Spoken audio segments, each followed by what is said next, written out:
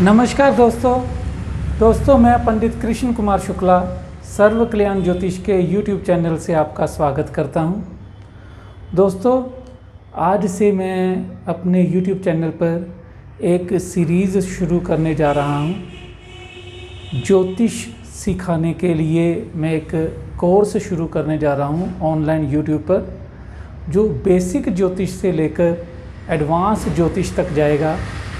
हर video में आपको जानकारी आगे की आगे बढ़ती जाएगी और जो लोग ज्योतिष सीखना चाहते हैं उनके लिए ये बहुत ही सुनहरा अवसर होगा। बेसिक ज्योतिष से मैं शुरू करूंगा और एडवांस ज्योतिष कोर्स तक ये जाएगा और आपको इसमें कम से कम 50 या 60 वीडियोस देखने को मिलेंगे और समझने को मिलेंगे। दोस्तों, आज मैं सबसे पहले ज्योतिष की बुनियाद यानी कि वैदिक ज्योतिष किन किन स्तंभों पर खड़ा है, उसका ये जो एक वैदिक ज्योतिष का एक इमारत समझ लो, वो किन किन स्तंभों पर खड़ी है, उसका बेस मैं आज आपको बताने जा रहा हूँ। दोस्तों, वैदिक ज्योतिष महर्षि पराशर ने जब लिखा है तो उसमें सबसे जो महत्वपूर्ण विषय हैं वो 4 हैं। वो हैं सबसे पहले 9 ग्रह, उसके बाद 12 राशियां, उसके बाद 12 भाव और उसके बाद 27 नक्षत्र। अब ये क्या क्या हैं, इनके बारे में मैं आपको विस्तार से समझाता जाऊंगा। पहले वीडियो में मैं आज आपको बताऊंगा इन जो 4 स्तंभ हैं इनका एक मैं विवरण आपको देने जा रहा हूं। 9 ग्रह जो हैं वो हैं सूर्य, चंद्र, मंगल, बुध, गुरु, शुक्र, शनि, राहु और केतु। 7 ग्रह जो हैं सूर्य, चंद्र, मंगल, बुध, गुरु, शुक्र और शनि, ये ग्रह पिंड रूप में हैं, यानी कि ये ग्रह देखे जा सकते हैं। और जो 2 ग्रह हैं राहु और केतु, ये छाया ग्रह हैं, इनको देखा नहीं जा सकता, ये छाया ग्रह कहलाते हैं। इसके बाद हम आगे बढ़ते हैं 12 राशियों पर। दोस्तों, 12 राशियां जो होती हैं वो मेष, वृष, मिथुन, कर्क, सिंह, कन्या, तुला, वृश्चिक, धनु, मकर, कुंभ और मीन, ये 12 राशियां हैं। इनको ऐसे ही आपको याद भी करना होगा। जिन्होंने ज्योतिष को समझना है उनको, जैसे मैं बिना देखे आप लोगों को, बिना कहीं पढ़े, हाथ में कागज़ लिए, जैसे आपको बिना हाथ में कागज़ लिए आपको बता रहा हूँ, ऐसे ही आपको भी इन सभी को ऐसे ही याद करना है। 12 भाव जो होते हैं वो कुंडली के ज्योतिष जब मैं आगे बढ़ाऊँगा तो मैं वो बताऊँगा आपको कि 12 भाव क्या करते हैं।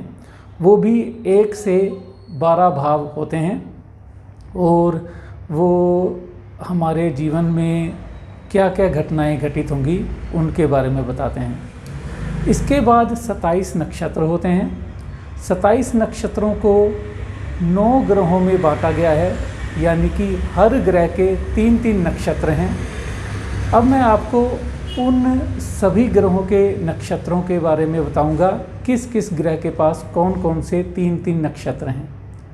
दोस्तों, इनको मुँह जुबानी याद करना बहुत ज़रूरी होता है। अगर आप ज्योतिष सीखना चाहते हैं तो आपको मुँह जुबानी इनको याद करना होगा, समझना होगा। सबसे पहले हम सूर्य के नक्षत्र लेते हैं। दोस्तों, सूर्य के नक्षत्र होते हैं कृत्तिका, कृत्तिका के बाद होता है उत्तरा फाल्गुनी और उसके बाद तीसरा होता है उत्तराषाढ़ा। दोस्तों, आगे चंद्रमा के नक्षत्र लेते हैं। चंद्रमा का नक्षत्र होता है सबसे पहले रोहिणी, उसके बाद हस्त और तीसरा नक्षत्र होता है श्रवण। दोस्तों, अब हम मंगल के नक्षत्र लेते हैं।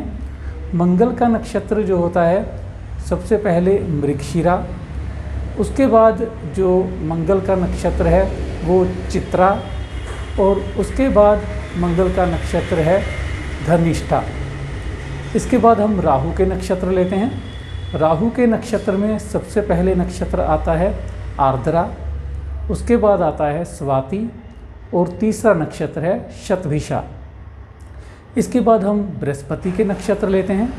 बृहस्पति के नक्षत्र में पहला नक्षत्र आता है पुनर्वसु, दूसरा नक्षत्र आता है विशाखा, और तीसरा नक्षत्र आता है पूर्वा भाद्रपद। दोस्तों, इसके बाद हम शनिदेव के नक्षत्र लेते हैं। शनि के नक्षत्र में सबसे पहला नक्षत्र आता है पुष्य, उसके बाद नक्षत्र आता है अनुराधा, और उसके बाद नक्षत्र आता है उत्तरा भाद्रपद।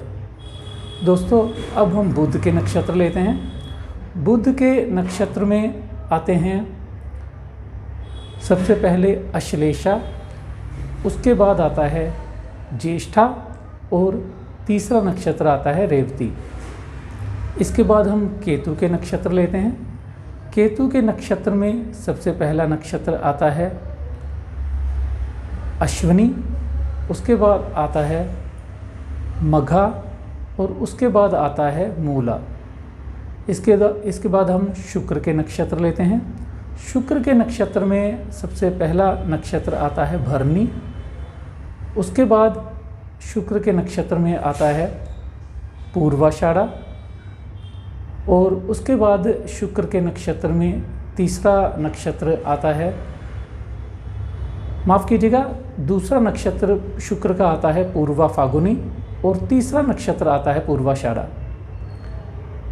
और ये राहु के नक्षत्र, और ये सीरियल वाइज मैंने महादशाओं की सीरियल वाइज आपको 9 ग्रहों के नक्षत्रों के बारे में बता दिया है। दोस्तों, आगे की सीरीज़ देखना मत भूलिएगा। मैं आपको इन जो 4 स्तंभ हैं इनके बारे में और विशेष जानकारियां दूंगा, जिससे कि आपको ज्योतिष को समझने में आसानी रहेगी। और मैं आप लोगों को कहना चाहूँगा कि आप लोग भी कोशिश करिए कि जो ग्रहों को, नक्षत्रों को ऐसे ही मुँह ज़बानी याद करने की, जिससे कि आपको ये याद हो जाएं। आगे मैं बताऊंगा कौन कौन से नक्षत्र किस किस राशि में आते हैं, तो इससे आपको और समझने में आसानी होगी ज्योतिष को। अच्छा, राम राम, नमस्कार, धन्यवाद।